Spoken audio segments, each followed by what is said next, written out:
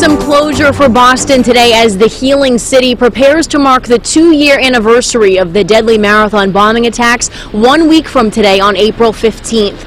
The jury found Dzhokhar Tsarnaev guilty of all 30 charges, including deadly use of a weapon of mass destruction and the deaths of all 4 victims: Martin Richard, Crystal Campbell, Lindsay Liu, and MIT officer Sean Collier. Earlier on in the trial, the defense admitted that Tsarnaev was involved, but they argued that he followed the lead of his brother, who was the mastermind behind the deadly bombings. The prosecution said, though, that the two acted as partners.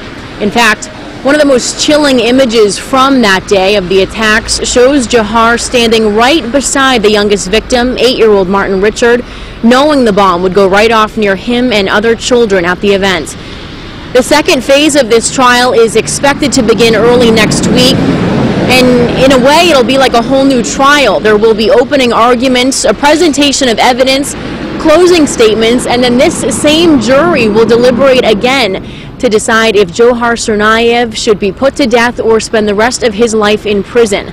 For now, I'm Julie McDonald live in South Boston, and here's 22 News reporter Kate Walsh with more reaction on this day.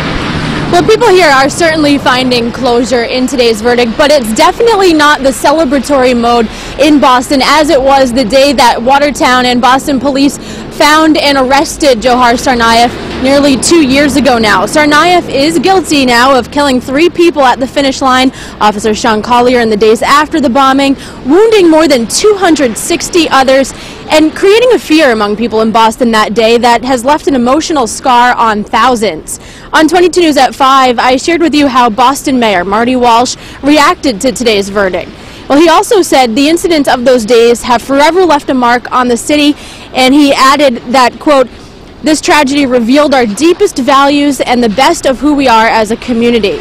We also heard from victims who spoke in front of the courthouse and at the finish line.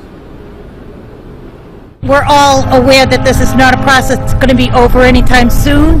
It's probably going to take many years to get through this, but it'll be good to have it that much further behind us. One more piece to the puzzle being done.